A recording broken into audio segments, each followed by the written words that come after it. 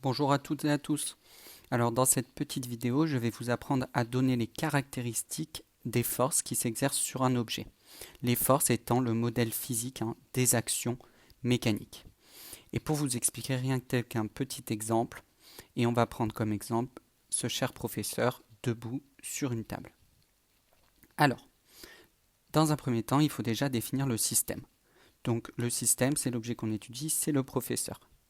Et vous avez déjà résumé les actions mécaniques qui s'exercent sur lui grâce à votre diagramme objet-interaction. Je rappelle que sur ce diagramme objet-interaction, les actions de contact sont représentées par une double flèche pleine et les actions à distance par une double flèche en pointillé. Chaque action mécanique qui s'exerce sur le système va être modélisée par une force. Nous aurons donc ici deux forces.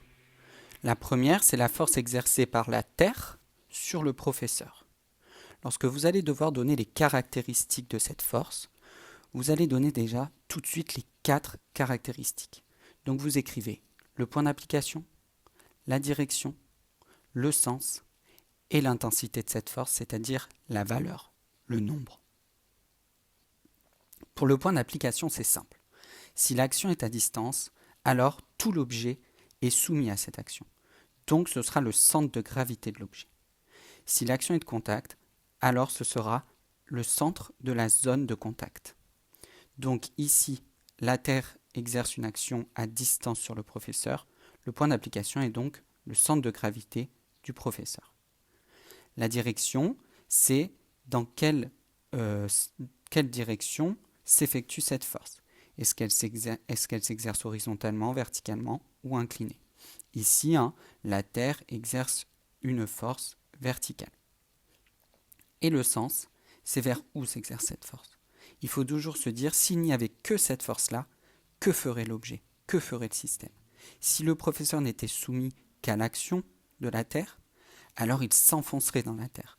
Donc ça veut dire que la Terre l'attire vers le bas. Donc le sens, c'est vers le bas.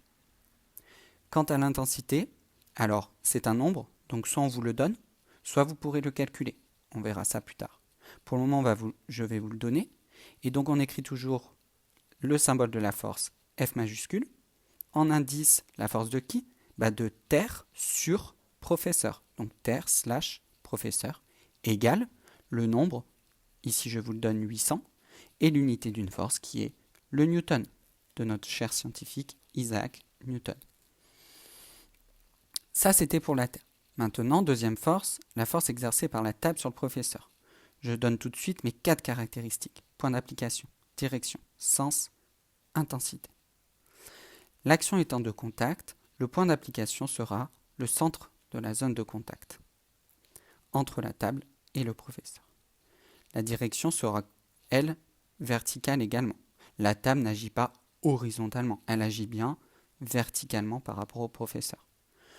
Et on imagine qu'il n'y a que cette force. Quel est le but de la table? Le but de la table est de retenir le professeur. Donc, elle exerce bien une force qui s'oppose à la gravité, donc vers le haut. D'accord? C'est-à-dire que la table retient le professeur. Le professeur, lui, exerce une force vers le bas sur la table. Il pousse sur la table. Mais elle, la table, retient le professeur, donc vers le haut. Et l'intensité, la valeur de cette force, si vous réfléchissez un petit peu, vous pouvez la trouver. Effectivement, le professeur n'est soumis qu'à ces deux forces, la force de la Terre et la force de la table. Donc, pour qu'il reste sur cette table, cette force doit être exactement égale à celle de la Terre. Effectivement, si la force était trop faible, alors le professeur s'enfoncerait. Et si elle était trop importante, si la table retenait trop, alors le professeur s'envolerait. Ce n'est pas le cas, le professeur reste sur la table, donc les deux forces sont de la même valeur. Voilà, j'espère que vous arriverez à faire tous les exemples et je vous dis à bientôt pour de nouvelles aventures.